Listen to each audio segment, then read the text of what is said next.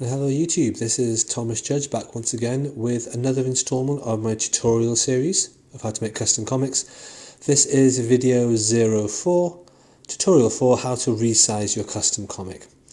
So no further ado, let's jump into it. How big is the average standard trade paperback? Well, the average standard trade paperback is a 168mm width and a 258mm height. Now, when I say standard size trade paperback, I'll jump into that in a second, but before I go into that, I'll also point out the standard size hardcovers have got the same page size in them.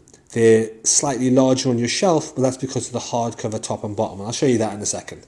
Let's have a look at a trade paperback. What we have here is a picture of Scars by Warren Ellis. This is published by Avatar. It's a standard size trade paperback. Next to it we have an image of Swing, which is published by Image. They look the same size, great.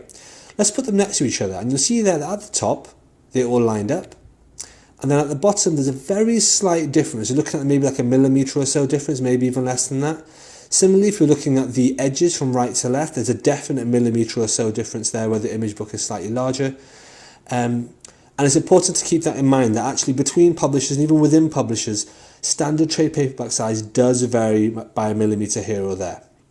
Here's an example of Swing next to The End League, which is a trade paperback made by Dark Horse. And again, if we have a look at the top, lined up perfectly there, and at the bottom there's a millimetre or so difference there as well. Again, looking at the left, that seems to be lined up, and on the right, again, there's a very slight difference. Moving over to compare The End League with Crossed by Garth Ennis, another standard size trade paperback, and there again you can see the top lines up, and in fact the bottom lines up, and in fact the sides left and right seem to match almost perfectly. So you'll see how it varies from publisher to publisher. Some have a particular size, some will be slightly wider, some will be slightly taller. It will literally be the matter of a millimetre here or there, but obviously this is pretty critical when you're getting something custom bound or custom printed. Looking over there, we're comparing Crossed to Swing, so Avatar versus Image again, and again you'll see a slight difference, especially in the width. Here you'll see a slight difference there, like a millimetre and a half or 2 millimetres. And again, it's really important that you're aware of that and very conscious of that when you do measure and get stuff printed. Let's compare a standard hardcover with a standard paperback. We've got Flash on one side as a hardcover and Red Lantern on the other side as a paperback. Red Lanterns is a great volume 1, but was never released as a hardcover. Looking at it there, it seemed that the hardcover is much larger. That seems pretty straightforward. And when you look at the top and the bottom, you put them next to each other, you can see there again there's a substantial difference. However, from this angle you can see that actually the papers within the hardcover are the exact same size as the actual paper of the paperback. The reason the hardcover looks bigger is because of the hard cover, because of the cardboard front and back, the buckram sleeve, whatever you want to call it, which actually elevates it slightly in terms of both height and in terms of width.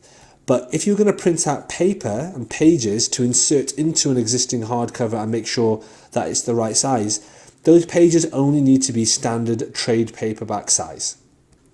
If you're curious on how that works, you can have a look at my video of my custom Batwing bind, where not only did I have 3 paperbacks custom bound into a hardcover, I also had some pages custom printed to fit in perfectly with them and the hardcover. Okay, so that takes us into the next size of comic, which is what they call OHC. So that's the standard oversized hardcover. You'll hear people refer to these as OHCs or deluxe editions and things like that. I just want to clarify that this is a standard size amongst all publishers, pretty much. You've got Valiant, you've got Marvel, you've got DC Rebirth Deluxes, and they're all exactly the same size. I will also point out this is the exact same size, although not thickness, of your omnibuses, Marvel omnibuses and DC omnibuses. And in each of these cases, whether or not you're having an OHC made or whether or not you're having an omnibus made, the paper size is 180mm across and 275mm tall. And when you look at it there on the diagram I've got in front of you, you'll see it's actually not a massive difference in size, which is strange. On the shelf it looks quite noticeable, but actually when you actually measure it, it's a very small difference in size.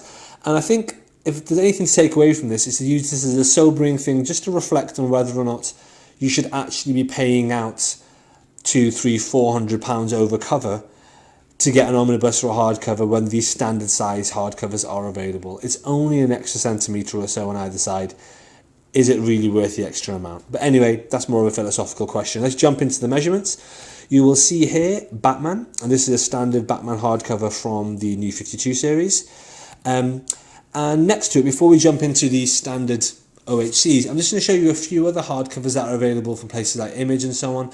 And just to let you know that although these are kind of standard size, again, these are slightly off by a few millimeters here and there. So if you're ever going to do a project with one of these, please, please, please measure them yourself, because they will vary by a millimeter here or there. I'll tell you what doesn't vary by a millimeter here or there, and that's the Rebirth Deluxe line. So you'll see there it's larger than the Batman New 52 hardcover, and you put them right next to each other, you'll see that there is, like I say, a small difference in height and in width. And personally, I love the deluxe size. I think that the deluxe size is pretty much the perfect hardcover size, but it's only a small difference. And whilst I did momentarily debate having my entire New 52 collection reprinted at deluxe size, sanity prevailed. What I've got here is the Deluxe Rebirth edition next to a Marvel oversized hardcover, in this case is Vision, and you will see it is exactly the same size and width. If you compare Vision to a Valiant Deluxe edition, Imperium in this case, again, exactly to the millimeter, the same height, the same width, which is why they look so good on the shelf. Now we're going to compare Imperium to a Marvel Omnibus, and here we've got the Fantastic Four Omnibus 2 by Hickman. It is the exact same height, it is the exact same width.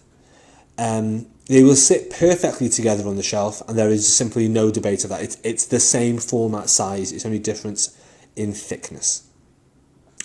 Here we're comparing the Fantastic Four Marvel Omnibus with the DC Brightest Day Omnibus, and the DC Omnibus format there, as you'll see from these pictures, is exactly the same size to the millimeter as the Marvel Omnibus format, as the DC Rebirth Deluxe Edition format, and Valiant oversized hardcovers, and so on and so forth. So please rest assured, from the major publishing companies, Marvel, DC, and in this case Valiant, all oversized hardcovers and omnibuses are exactly the same size. The only anomalies are the random creator-owned hardcovers by places like Dark Horse and Image and so on like that. And for those, just get out a ruler and you're going to have to measure them yourself. Moving on to the third and often most sought after format, we have absolute format. So an absolute format is actually a fair bit substantially larger than a deluxe edition.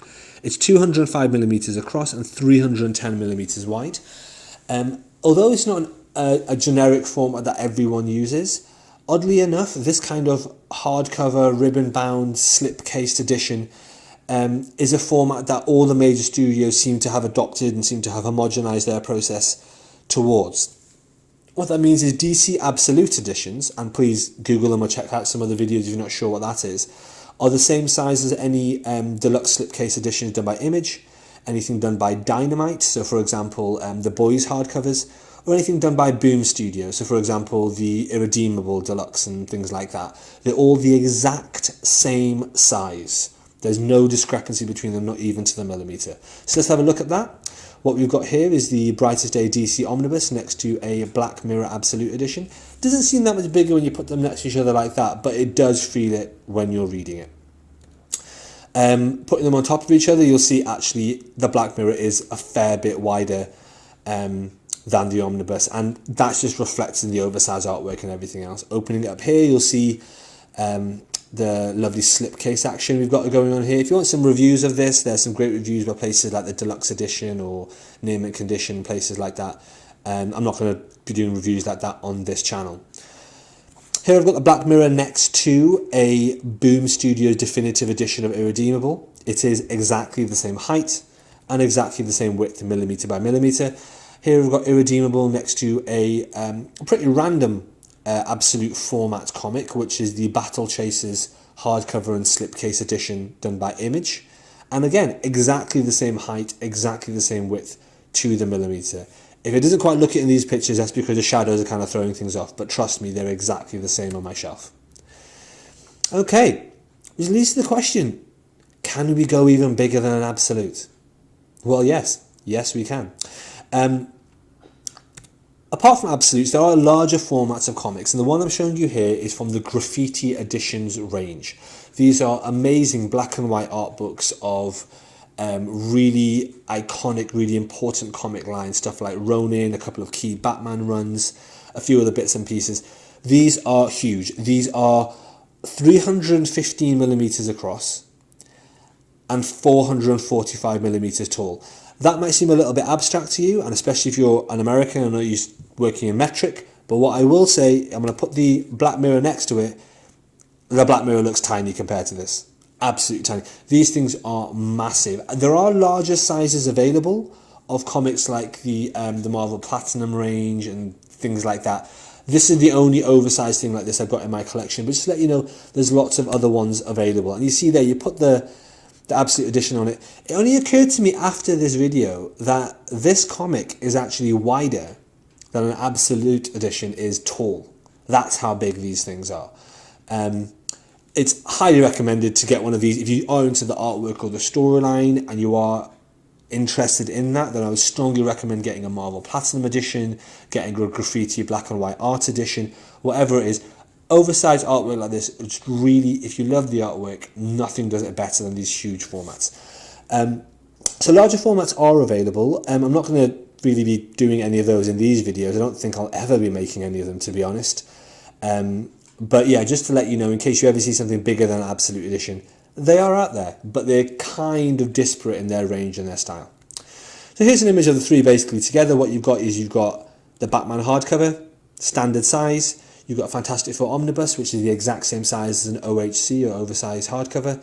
And then you've got an Absolute Edition format comic, in this case irredeemable. And those are the respective size differences. Small changes at each stage, but ultimately it does make a difference for how your collection looks on the shelf. Okay, so quickly reviewing the figures there. Here you've got just a quick summary of the sizes again. Standard size trade paperback is 168 by 258. OHCs are 180 by 275. And Absolute Editions are 205 by 310. Before I get into anything else, I will point out I will be talking about something called bleed in the rest of the video. Bleed is when you have a slight border or a slightly too much in terms of what's on the page. What's the best way to describe it? It's basically, if you have an image which is say 10 centimeter by 10 centimeters, is making sure it spills over slightly past that 10 centimeter line. So when the person who's cutting it and trimming it has a little bit of room to work with without having to be accurate to the thousandth of a millimeter. So giving them, say, a 1 millimeter bleed or excess is probably a good way to call it, gives them some room to work with. And I'll be showing you how to do that now. So again, we've got those three comics to show you the different sizes. And the image that I'm going to be showing you as I do the rest of the tutorial is going to be from one of the Fantastic Four images I used for a previous tutorial as well. Now, let's start off looking at standard size trade paperbacks. All the pages in a standard size hardcover.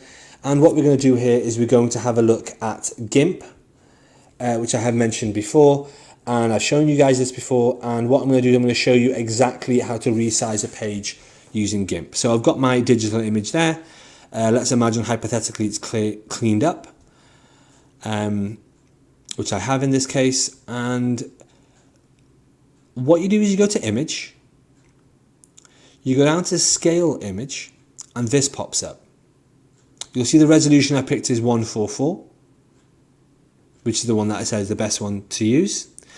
Now the first thing to do is change the pixels to millimeters so you know what you're working in. If you want to work in inches, if you're American or anything like that, obviously feel free.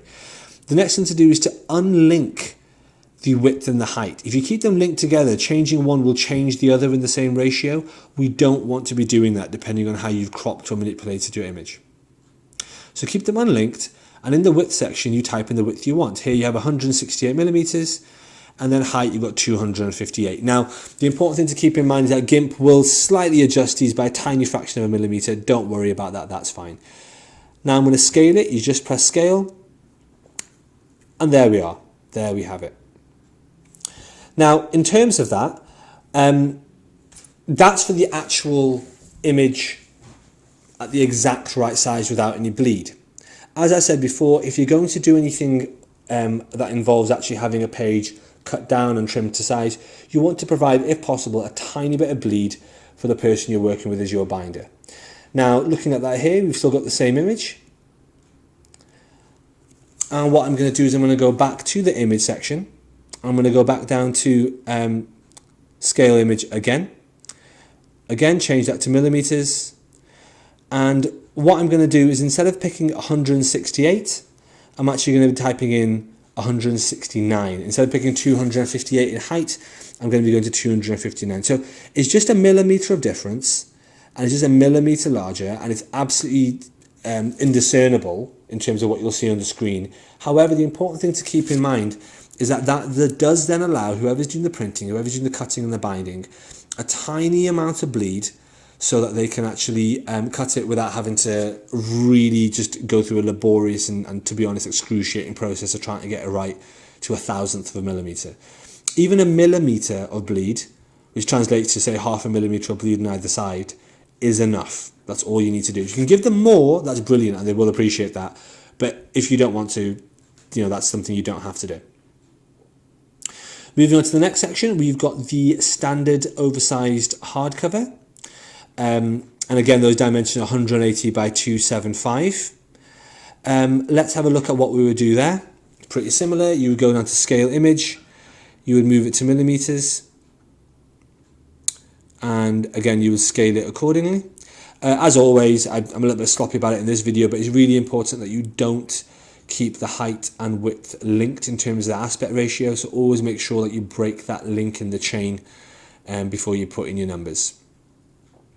So you'll see there I've scaled it to oversized hardcover size. But actually I've decided, no, I don't want to do that. I actually want to have it with a little bit of bleed. So I'm going to scale it so it's a tiny fraction of a millimeter larger than it was before.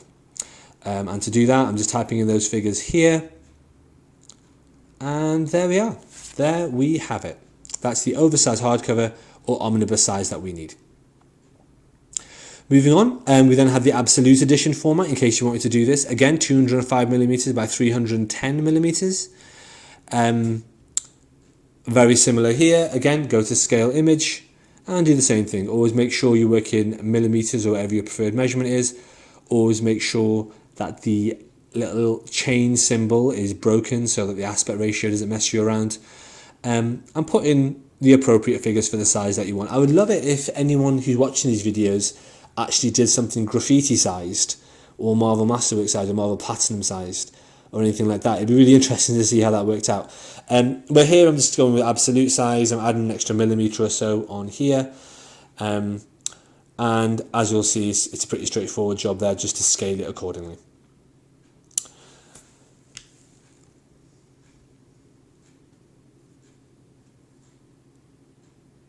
Okay, and that's our image.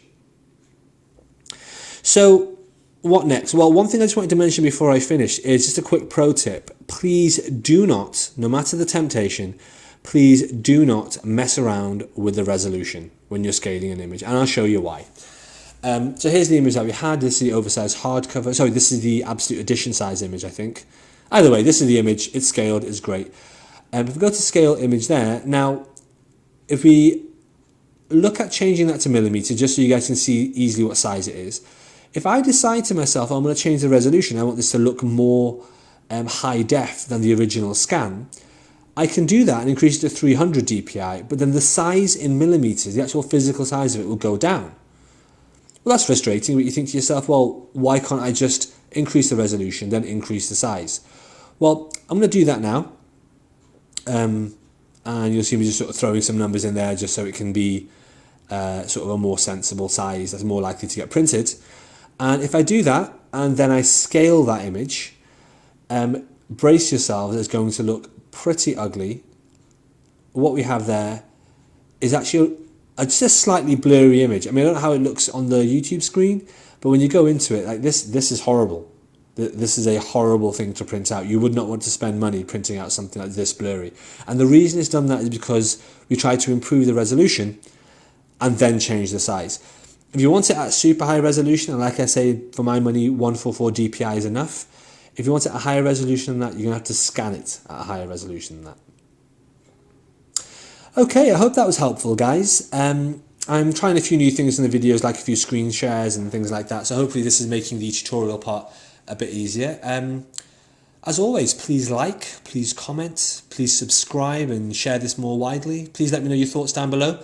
And as always, guys, these videos are only possible due to your support by going to amazon.com or amazon.co and picking up the first episodic installment of my prose novel, No Gods or Kings, which is about superheroes in sort of a futuristic, dystopic, post-apocalyptic vision. If you want to pick one of those up, it's less than $1 or less than £1, and it would really be absolutely amazing to get people's reviews and thoughts on that as well. But until next time, stay classy.